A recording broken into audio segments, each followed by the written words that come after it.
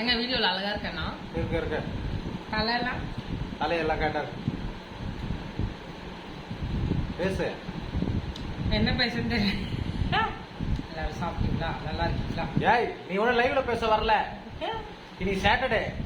ஆமா, இன்னைக்கு சாட்டர்டே. இன்னைக்கு வீடியோ வந்து எங்களால போட முடியாம ஆயிடுச்சு. நீங்க சொல்லதான் வந்தியா? ஏதாச்சும் ஆக்கப்பூர்வமா ஏதாவது பேசுங்கம்மா. ஆக்கப்பூர்வமாக என்ன பேசுறேன்னா, ஆக்கப்பூர்வமா ரொம்ப அழகா பேசுறோம்னா, இன்னைக்கு ஒரு பெரிய வெற்றி. இன்னைக்கு கரண்ட் போல காலையில இருந்து. அதே ஆமாமா, இன்னைக்கு ஒரு நிமிஷம் கூட கரண்ட் போலமா? அதிசயம் இல்ல சொல்றீங்க? நல்லா யோசிச்சு பாரு. இன்னைக்கு ஃபுல்லா கரண்ட் போல. ஆமா, வாய வச்சிட்டோம்.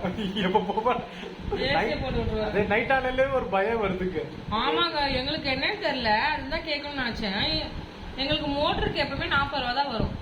அது எங்க அங்கிள் தான் கேட்டுவாங்க. இந்த மாசம் மட்டுமே 3668 ரூபாய் மோட்டர் பில் வந்திருக்கு. அது எப்படிங்க? புரியல.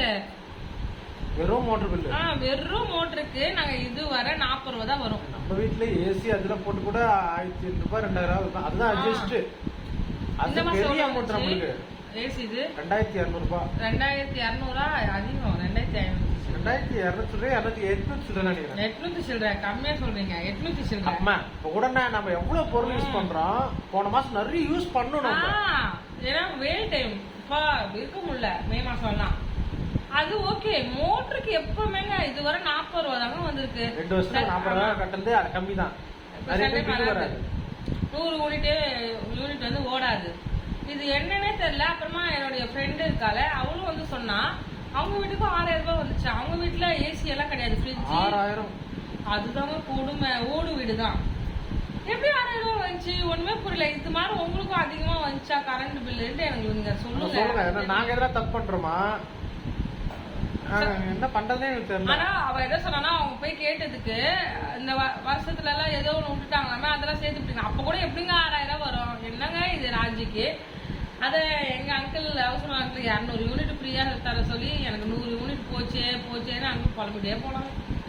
இதுல ஏதோ ஒரு மிஸ்டேக் இருக்கு. அது தெளிவா எங்களுக்கு தெரியல. சொல்லுங்கப்பா, நான் தெரிஞ்சுக்கிறோம். தெரிஞ்சா கண்டிப்பா சொல்லுங்க. நான் வந்து இன்னைக்கு ஒரு பியூட்டிஃபுல்லான ட்ரெஸ் போட்டுட்டேன். இது எனக்கு நல்லா இருக்கா? இது மேல வந்து ஒரு பனியன், உள்ள வந்து ஒரு பனியன் போட்டுட்டேன். அதுக்கு அடுத்தது இன்னைக்கு வந்து டைனிங் டேபிள் செட் பண்ணோம். அது கட்டுங்க. இப்போதைக்கு அது குப்பையா தான் இருக்குது. ஓகே, வேற ரெடி பண்ணிட்டு இருக்கோம். ஹாலை கொஞ்சம் க்ளீன் பண்ணிட்டு இருக்கேன். க்ளீன் ஆயிடுச்சுன்னா ஃபுல்லா ஆனதுக்கு அப்புறமா ஹாலை உங்களுக்கு ஒரு டூர் மாதிரி போடுறோம். ஹால் மட்டும் போடலாமா? லிவிங் ரூம் டூர் மண்டே எடுத்து போடுறோம். அழகா இன்னும் கொஞ்சம் க்ளீன் பண்ணிட்டு இன்னும் கொஞ்சம் அடுக்க வேண்டிய வேலை எல்லாம் இருக்குது. அப்புறமா இன்னைக்கு தலை சொல்லியிருந்தா பேனு வரும். ஐயோ, தள்ள பேன் வந்துச்சுங்க. விபிஎஸ் போய் வருஷம் விபிஎஸ் போன பேன் வரும். ஏன்னா குட்டிஸுங்க கூட ஒரே கட்டி பிடிச்சி பாசத்தை கொட்டி அதுக்கு தலையை உரச எல்லாமே பண்றோம்ல. நம்ம நேபாளி குட்டிஸ் இருக்குங்களா, அது தள்ள சரியான பேன். கூட்டிட்டு வந்து பேன் க்ளீன் பண்ணணும். நான் தான் க்ளீன் பண்ணணும். பேன் சொல்லிட்டு ஒரு நாள் கூப்பிட்டு வந்து பசங்களுக்கு அந்த மருந்து போட்டு பேன் எடுத்து விடணுமா? ரொம்ப கஷ்டப்படும். எங்க வீட்டுல என்னன்னா ஒவ்வொரு வாரம் ஒரு சொந்தங்கள் வந்துட்டு இருக்காங்க. அது மாதிரி நான் பசங்கிட்ட சொல்லியிருக்கேன், ஒரு வாரம் வந்து நான் உங்களை கூட்டிட்டு வரேன் அப்படின்ட்டு. இன்னும் கொஞ்சம் நாங்க வந்து ஃப்ரீ ஆகல. ஏன்னா இன்னைக்கு காலையில 5 மணிக்கு தான் நான் தூங்கினேன். சனிக்கிழமை இன்னைக்கு 5 மணிக்கு தான் தூங்கி எழுந்தேன். அதனால தூக்கம் அது மாதிரி நிறைய விஷயங்கள் இல்லாதனால தொடர்ந்து இது பண்ண முடியல. நேற்று சாம் 11 மணிக்கு தான் வந்தார் வாயிலிருந்து. அதனால அப்படியே கொஞ்சம் போயிட்டு இருக்கு. முந்தானே இது குரு வந்தாங்க. குரு நேற்று தான் இருந்தால. எங்க அத்தை பையன் எங்க குரு இருக்காங்க, அவனுக்கு வந்து காலேஜ் வந்து ஆகஸ்ட் லாஸ்ட் தானா. அது எப்படி அந்த பையன் கிடைச்சிட்டானா? பையன் கிடைச்சிட்டான். ஐயோ நன்றி. அதுதான் சொல்ல வந்தேம்மா, சொல்ல வரல, மறந்துட்டேன்.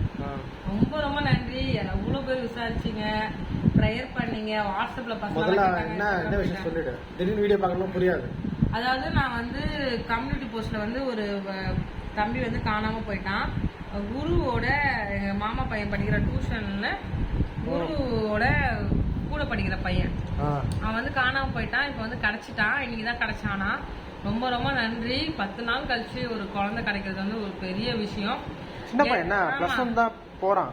எப்படி கிடைச்சா என்ன தகவல் எல்லாம் தெரியல. அவங்க வந்து டைப் பண்ணி போட்டிருந்தாங்களா, அதை எல்லாருமே ஷேர் பண்ணியிருந்தாங்க. நானும் என்னுடைய வாட்ஸ்அப் ஸ்டேட்டஸ்ல சொல்றியா சொல்றேன்றேன் அடுத்த வீடியோல தெரியுமா கேட்டுட்டு நான் சொல்றேன். ஏன்னா இப்பதான் குழந்தை வந்திருக்கு, எப்படி வந்தானா ஏதாச்சும் நம்ம வந்து கேட்க முடியாது. அவன் கோச்சிக்கிட்டு போனானா அப்பா அம்மா திட்டினால அப்படி எல்லாம் சொல்லிருந்தாங்க. எனக்கு இப்போ குரு ரீசெண்டா ஒரு கதை சொன்னான், அதுதான் ஷேர் பண்ணலான்னு நினைக்கிறேன். திடீர்னு தாட் வந்துச்சு. அவன் எங்க மாமா சொன்னாரா, அவன் காண போது ஏதாவது கேர்ள் ஃப்ரெண்டை கூட்டு போயிட்டானோட அப்படி கேட்டாரு எங்க மாமா. என்னடா சொல்ற குரு சொன்னா, அக்கா இந்த காலம் அப்டேட்டுக்கு நீங்க வாங்கக்கா. அவங்க ஸ்கூல்ல நடந்த ஒரு கதையை சொன்னான். அவன் கிளாஸ் தானா 10th முடிச்சுட்டு +1 பாஸ் ஆயிட்டான் அந்த பையன். அந்த கதை உங்களுக்கு தெரியும், நியூஸ்ல எல்லாம் ரொம்ப ஃபேமஸா வந்துச்சான்.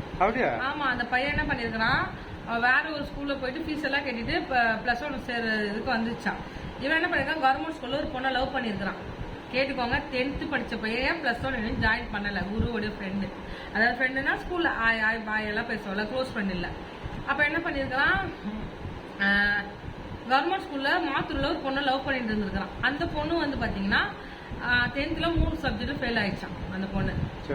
அந்த பொண்ணுடைய அப்பா 10th முடிக்கும் போது என்ன ஆச்சுன்னா சூசைட் பண்ணி இறந்துட்டாரா. என்ன அது விட்டுட்டு இருக்கீங்க வாயில? ஒண்ணு கம்பி விடக்கூடாதுன்னு சொன்னாங்க. நீ பேசுங்க, வாயில வேற என்ன நோண்டிட்டு இருக்காரு. சரி, அது பண்ணக்கூடாது.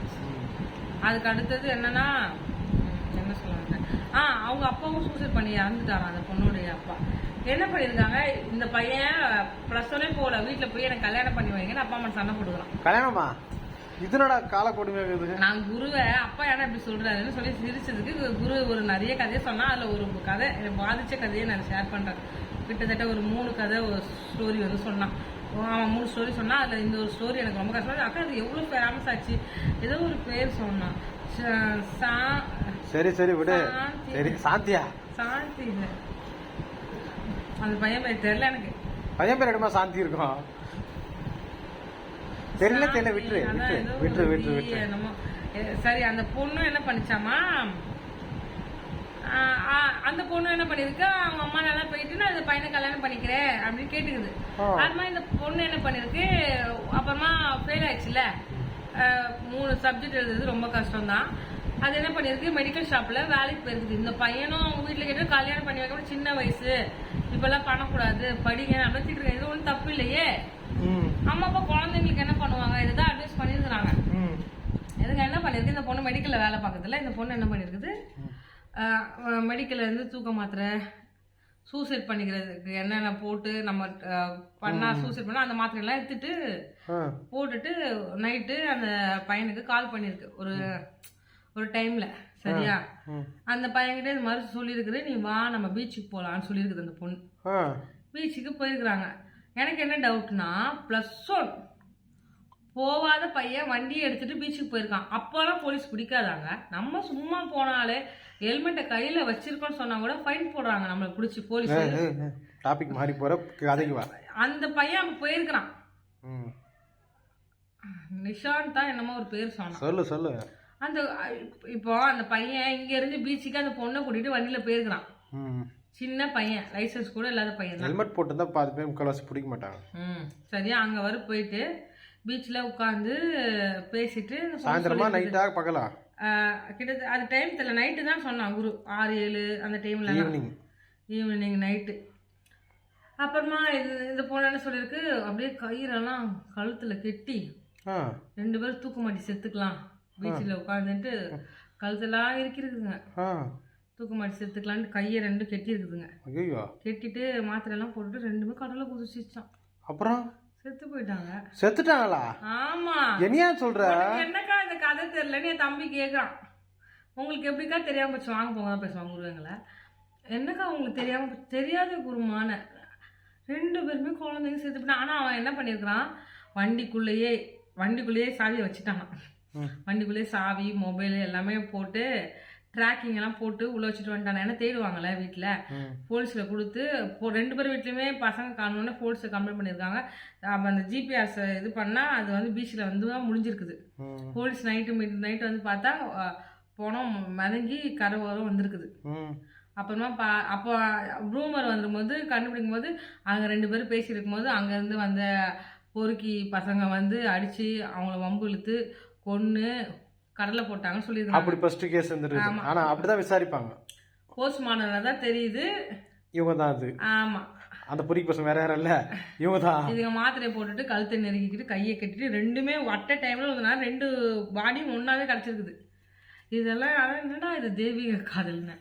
பசங்க எப்படி இருக்கிறாங்க பாத்தீங்களா. அப்புறம் இன்னொன்னு சொன்னான், 9th ஒரு பையன் லவ் ஃபெயிலியர் போதுமா. 6th அதே மாதிரி ஒரு குழந்தை சொல்லு குரு வீடியோ பார்த்தா இனிமே சொல்லாத தயவு செய்து. இதெல்லாம் எனக்கு கேட்டுட்டு குழந்தைங்க எப்படி கெட்டு போயிருக்கிறாங்க. சினிமா பார்த்து கெட்டு போறாங்களா, எதை பார்த்து கெட்டு போறாங்க, பேரண்ட்ஸ் கவனிக்காம விட்டுறாங்களா. சினிமா பார்த்து கெட்டு போறாங்க. சினிமா பார்த்து யாரு கெட்டு போகுது தெரியுமா சொல்லு. சினிமா பார்த்து கெட்டு போறான்டாங்க. சினிமா பார்க்காதவங்க எத்தனை பேர் கெட்டு போறாங்க. கெட்டு போறவங்க கெட்டு போயினே தாங்கிறான் அந்த உலகத்துல. சினிமா பார்த்துன்னு இல்லை, நல்ல குடும்பத்துல பிறந்தவங்க கூட கஞ்சா அடிக்கிறானே, அவனை சினிமா பார்த்தா பண்றான். ஒருத்தனை பார்த்து ஒருத்தன் பண்றான். ஒருத்தங்க அவங்க என்ன தோணுது, இப்படியே நம்ம இப்படி இருக்கணும், நம்ம எதனா பண்ணலாம் அப்படின்னு தோணுது. பிசாசு வேற ஒன்றும் சொல்ல முடியாது. அப்படிதான் நாங்களாம் சொல்லுவோம். இப்போ நாங்களாம் சொல்லுவோம் பிசாசு வந்து மனுஷங்க மனசை கெடுத்து இதுமாரி கெட்ட வழியில கொண்டு போகுதுன்னு. இது நீங்க நம்பினாலும் நம்ப கட்டியும் அதான் உண்மைன்னு நான் நம்புறேன். அதுதான். அப்போ நம்ம பிள்ளைகளை காப்பாத்துறது கர்த்தர் தான். அவங்க ஸ்கூலுக்கு போகும்போது, காலேஜுக்கு போகும்போது, ஒரு சின்ன குழந்தைய கூட என்ன பண்றாங்க, டீச்சர்ஸ் ஒழுங்கா பார்க்காம அடிச்சு மண்டையை உடைச்சு கையை உடைச்சு எத்தனை குழந்தைங்க ப்ரீகேஜி யூகேஜி ஃபர்ஸ்ட் ஸ்டாண்டர்டில் குழந்தைங்க எத்தனை குழந்தைங்க செத்துருக்கு தெரியுமாங்க. நமக்கு நியூஸ் வர மாட்டேங்க, ஆனால் நிறைய நடந்துக்குது. நீங்கள் போய் பார்த்தீங்கன்னா தெரியும், நியூஸில் பேப்பர்லாம் தெரியும். நீ தான் ஒழுங்காக பார்க்க மாட்டேன். நான் நியூஸும் பேப்பரும் படிக்கிறதே இல்லை. ஏன்னா எனக்கு நியூஸ் பார்க்கணும்னு தோணவும் இல்லை இப்போ.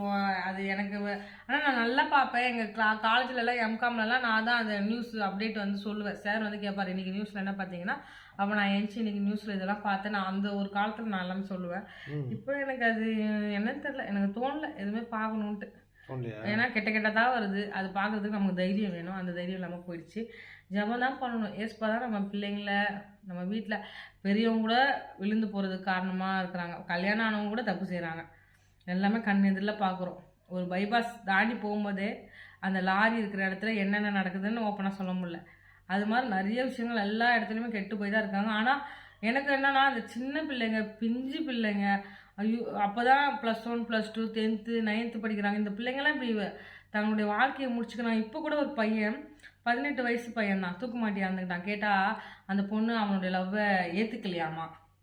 அப்படி சொல்லி 2 பேரும் இருந்துட்டாங்க, பேனர் வச்சிருக்காங்க. இது விஷயம் தெரியுமா, தப்பாக இருக்காது நான் சொல்கிறேன்னு. ஸ்கூலில் ஒரு காலத்தில் கவுன்சிலிங்னு ஒன்று இருந்தது.